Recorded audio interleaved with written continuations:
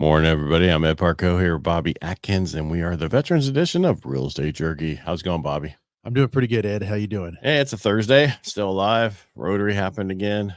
That means I'm got 4 months left. Yeah, I'm gonna say it sounds like a sentence, man. It's been 8 months, so I got 4 more months, which is going fast. Yeah. Yeah. You're on the downhill, so Yeah, I'm on the other side. I'm a third. I'll have a third left right now. I tell you what, I don't know about Rotary, man, but I've been enough installments for like CVAR president, and they all say, "Oh, it's married to this position as president." I'm thinking like, I will never be running for president in the future. Yeah, but Rotary is different. Is It's it? important. Yeah, you have to give. And I wouldn't do it until my kids were out, and then they hit me up, and I'm like, I gotta ask my wife, and I was like, she'll say no. Yeah, it sounds like a great idea. No. And actually, it's been a great year building it back up and getting more people in the club, Awesome. having more fun, more and more people at the meetings. And it's not against my predecessors. It's just working out this year. Yeah, So that's good. anyway, what do we want to talk about today? We're talking about VA stuff. What's going on? Yeah. Well, biggest thing right now is affordability, right? So huge. The fact that even FHA just spent $3.8 million to figure that out. Yeah. Instead of using it towards something else.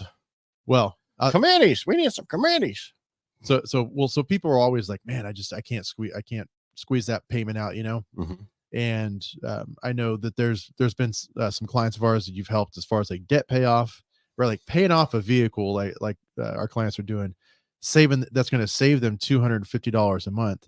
That's huge. That's breathing room, right? Yeah, because we have clients that are moving from North Carolina to here. Yeah. And cost of living is huge difference. Yeah. And at first I was worried about how far they were going to drive. He's like, I live a mile away, an hour away from my work is what his other place was, because they just recently rented out their place that their payment's only $995 and they're renting it for $2,000. Yeah. So that's good cash flow. Yeah. Right. But on on VA, you can't use that unless you have a 2-year history. And then you have the 3 months reserves.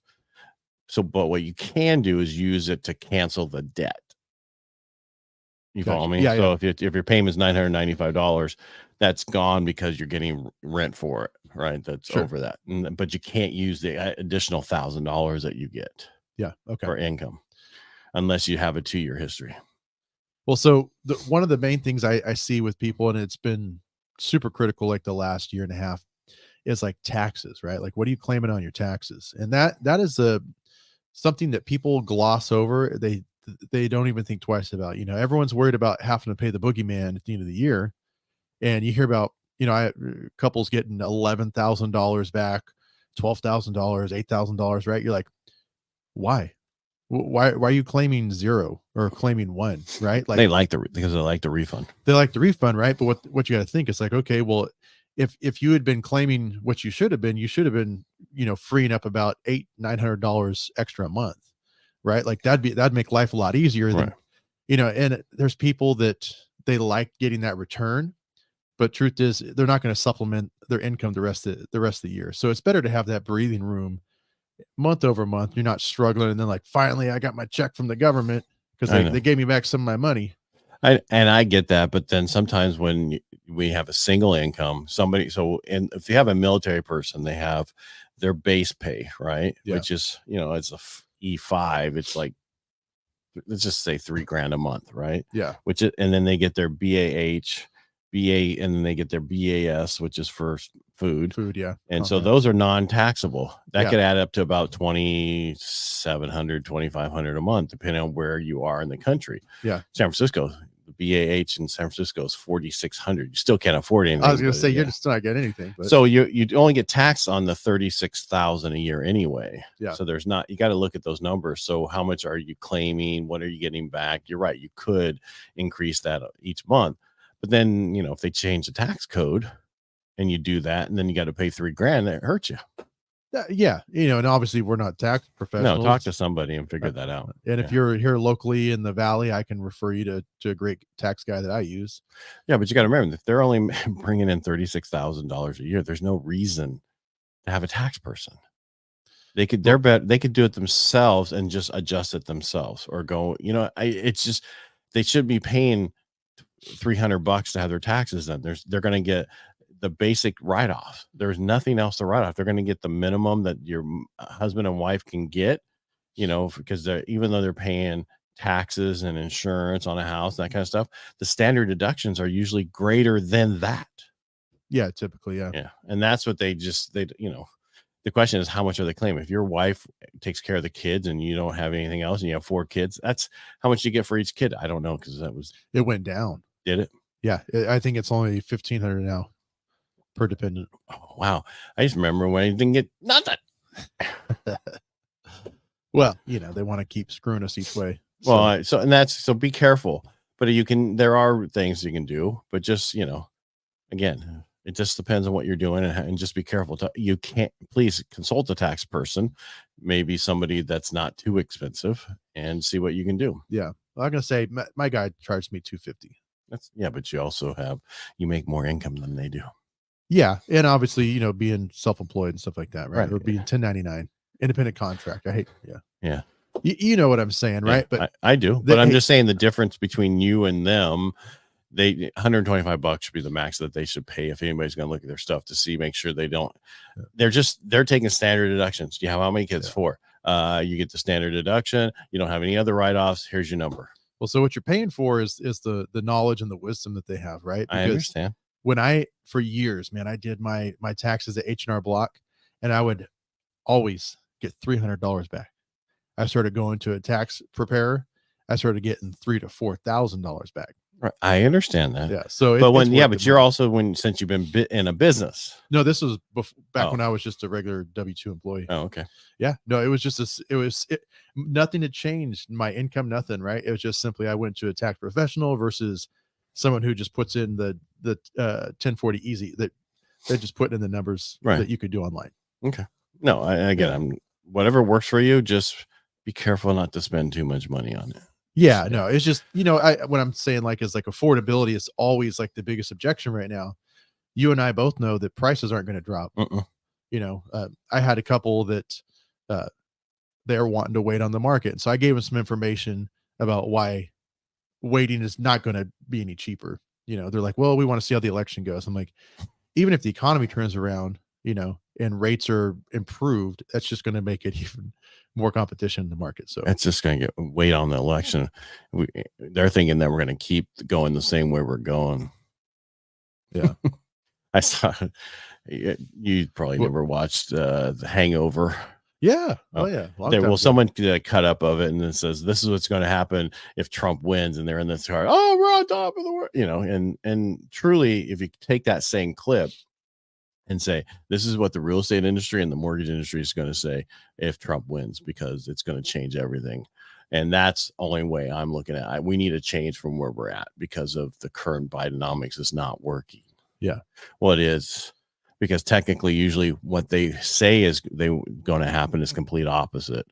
So that what they want. Yeah. Right. But they say this is how it's going to help you, when in reality, they know it's going to do the opposite of what they want.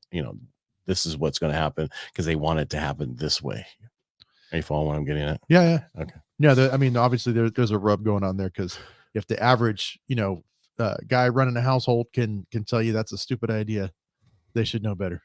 Yeah. Well, it's, what I'm getting tired of, if I run a company and it goes in the ground, it's the owner's fault. Mm-hmm. I don't care what the employees did, everything else, or somebody else before me. It's my fault. How come the current administration, when things are good, they take credit for it, but when they screw up, it's not their fault. It's not the president's fault. It's somebody else's fault. Or it's every administration before them. Well, I'm just saying it's not their fault. Whatever they want to blame, you're in control of the helm. You're in control of the ship. If a ship hits an iceberg, you're the captain. It's your fault. Yep. Got to go down like the skipper did with the Titanic, right? Yeah. He was the first one off. What you talking about? I've never heard that. I'm just kidding. Well, we don't really know. We weren't there. No, Bruce Ismay was one of the first ones off. Who's Bruce Ismay? So my second oldest, super into Titanic, man. Oh, really? Yeah. And so Bruce Ismay was like the captain or the president of the White Star Line. And when the ship was going down, he tried to get on a boat and they wouldn't let him. So he dressed up like a woman. Oh, really? Yeah. Because they were just doing, women and children first. Yeah. That was supposed to be. Yeah. Shameful, man. Totally shameful. I'd rather go down with the ship than live with that. I'm sure he changed his name after that. Yeah, I don't know. Yeah. All right. Is there anything else? So affordability is not going to get any better. No. I looked at the numbers. The only time it was even better was during the pandemic, where rates were so low. We were not going to see those rates forever. If we do see any better rates, it's going to be high fives, low sixes. And that's not till the end of the year. And if you wait, you're going to be with everybody else. Don't wait for that program. Dream for all. Yeah, Dream for Some, because it's a lottery. Good luck with that. How many people win the lottery? Well, I'm going to say it's the people who are like writing the contract the day that it goes active, right? And I'm going to say, because that's not that way anymore. Oh, no. It's not. You apply. Oh. And you don't have to worry about being in a contract. You apply, you get put in, and then they're going to come back and say, okay, you're approved because you won the lottery for this number. Go get in a contract. Yeah. So they're doing different then. Totally different. Totally night and day different. Yes. It's wow. And you have to be first generation homeownership, meaning that, or I should generational homeownership, meaning your parents could not have owned a home in the last 7 years. Well, that just sounds stacked, like a stacked deck. Like, shame on you because your parents bought a house. You don't qualify. That's exactly what it is. Yeah, that's exactly what they want it to change generational, because they were complaining last time it didn't go to the right people. But if you look at the numbers, it did. Right people. It did. Well, I'll tell you, they're not us. Alrighty, let's move on. Freaking diversity, equity, and inclusion garbage, huh? Well, no, it's just they want non-generational. I'm good with that as long as it goes to everybody. But this lottery, the question really is how they pick in the lottery. Yeah. How are they picking the stuff out of the hat? All these look good. You know what I mean? How are you doing the lottery? That's what I'd like to know. I just think it's a waste. Give everyone a number and a credit score. That's it. Just run it off their social. No names, no, where they live or anything like that. And do it strictly off their ability to repay that loan. They're not going to do that. Yeah, I know. It's garbage, man. But that has nothing. That's why you don't wait for that program, because people who are going to win it is not the people that, And you know what? In talking with buyers, I understand the frustration, and I wish that median house price was 300, 350, right? I wish we were back to where we were when your average. I don't. No, because that would mean no reason to buy a home. Well, because that meant in the last 10 years, we didn't go up at all. In 2018, the house prices in Modesto were $275,000. You kind of cut me off on my thought. I'm sorry. What I mean is, like, the average family, it was easy for an average family to buy a home. If you made $50,000 or $60,000, you could afford a home. Right. That was but that was pandemic, even with the prices. Yeah, because of the rates. Well, yeah, and I'm talking about like 2017, 2018, right? Like the times leading up to that. I get what you're talking about. Yeah. I don't want that to happen, because that means my house isn't worth. Well, we'd be regressing in the market. I'm just saying that means our houses didn't go up 66% in the last 3 years. Yeah. In a perfect world, yes, that would be good. And I apologize for cutting you off. But the issue, I don't want that. Yes, what we need is people need to make more money. People need to get better jobs. People need to get stuff that actually where they can afford. Yes, I know it's harder. I want to help everybody, but in California, only 44% of the people can own a home, buy a home. The max it ever been was 50, and that was during the pandemic. That's just how California always has been. If you want to own a home and have the average, you're going to have to go to places you don't want to live in. Cleveland, Ohio, where the average home is 140,000. I saw my cousin posted one in Kentucky for 97,000 for a 2-bedroom, 1-bath. Louisiana, 150 to 200. But why does no one talk about Alabama? It's the same thing. Yeah. I'm just saying they're all the same thing. It's humidity, bugs, all the stuff you got to deal with, 4 seasons that we don't have to deal with. You have to move out of here to do that, and that's the problem. And that's why they're building all these build to rent huge, tracks, but not really in California. It's in other Arizona and Texas are the big places that are doing that. Well, I keep telling my buyers, and obviously since we're in a sales position, right? Like everyone thinks, well, you're just going to sell me no matter what, right? Like, I really do think in like a few years from now, it's not going to be super attainable for people to buy a house. It's going to be corporations that own a majority of the rentals, and you're going to be a permanent renter unless you are making crazy good money. Right. Well, so people are worried about the build to rent places. Well, the multifamily market is like 200 times bigger than the build to rent housing tracts. So last year was like 2 billion, and there's 279 billion of multifamily being built. So you are correct. So it's going to be that way across. People just have to make more money. It's always been, if you go back in time, in the 80s, the 90s, the 2000s, it's been this way. There's just a period of time where we dropped in value that allowed people to get in. And that's what everybody else lost homes for those people to get in, lost their equity, lost a bunch of stuff for those. So we really want that? No, we want a steady climb, but not too fast of a climb. Yeah. And the problem has been is in California, we need to build 250,000 homes a year. We barely built to 120,000 per year. And last year we only did 70,000, which is the same as like Houston, Texas. That's just ridiculous. Yeah. Yeah. And I understand the whole state. Yeah. You're talking about in California. Yeah. 70,000 is all we built in the whole state. Gosh. Come on. We're supposed to build 250 to stay within the numbers. We haven't been there in years. I'm talking 10, 15 years. That's our problem. That's why these 2,400 that are coming in Riverbank, and that'll probably take 5-7 years to be done, are going to go fast. We need thousands and thousands of homes, but you have all these places who don't want to build them. Not in my backyard, this kind of stuff. That's the problem. That's why it's not affordable. Yeah. That's what we need. We need to build more homes so values don't go up as fast. But then people who own a home go, no, I don't want that. I want my house to keep going up in value. Yeah. And so yes, people who can actually afford right now are veterans.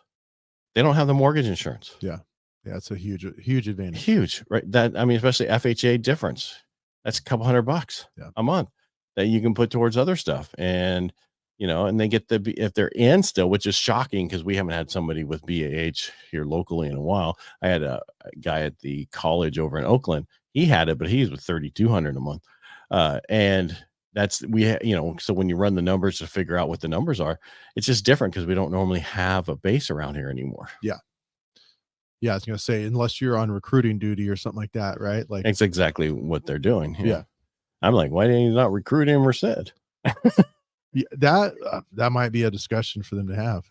Yeah, but then the actual number here that you use for the zip code, right, for the BAH, really comes out of Stockton. Oh, okay. Even though you put it in as the Stockton numbers, you know what I mean? Yeah. So I don't know if it go down there if it drop. Gotcha. Yeah. But anyway, yes, it'd be nice to have everybody be able to afford, but that's not how it's going to be. It's going to be 44%. So it's our job to get those 44% and get them into homes. Yeah. Before that 44 drops even further. Sure. All right. Hope I didn't offend you today, Bobby. No, never, man. No. Yeah, just tell me to shut up next time when I talk over you. I'm too polite for that. No, I'm good with that. We had one time where somebody was like, I'd like to hear what the other guy said, but he just talked right over him. I didn't mean to, but I apologize. Oh, anyway. No. Yeah. Hey, you're used to doing radio and stuff. You're a talker. I have to talk. Yeah. Well, I want to hear what you have to say too. No, but I thought you'd finish like, well, I'd like to have this. Boom. Oh no, no. I remember like when all my friends that were in average jobs like I was were buying houses, and it's good. It's great for the economy. I mean, it's great for families. It's building generational wealth through home ownership. It sounds like a plug for a book. Yeah, it is a book. Yeah. And you can get it at getedsbook.com. Get Ed's book, yeah. But you're right. It would be great. However, the only way that's going to happen is if rates go down. The only way rates are going to go down is if we change administrations. Yeah. Period. Even if it wasn't Trump running, I'm just saying the difference in this administration, because if Trump was in and he caused this, I'd be saying a new administration. Yeah. Right. Yeah. And everybody's like, you're so, no, I'm not. With your pocketbook. Yeah, exactly. That's what affects you daily. Yeah. And we just need lower rates to help people make it more affordable. But when we do that, that means we're going to have more people coming out, and we have the same problem. We're not building homes. That's the issue. Yeah. People, I keep trying to tell people the difference in between affordability versus sale price, right? Because like everyone still thinks, the shoe's going to drop and the housing market's going to collapse. Even I talked to a guy who who works at a Mercedes dealership. He's like, oh yeah, I mean, housing market's going to collapse soon. I'm like, has the car industry collapsed? No. No. No, well, I mean, maybe Mercedes. I don't know. But people are making money. Yeah. It's the same thing. Go back in time. That's all I can say is go back at all the different 10-year segments, see what the income was, see what the cost of the houses were in the, in the 80s, houses were cheaper, but the interest rates were 20%. Yeah. So, and average people made, $45,000. How did they afford to buy? I'm just saying you sacrifice.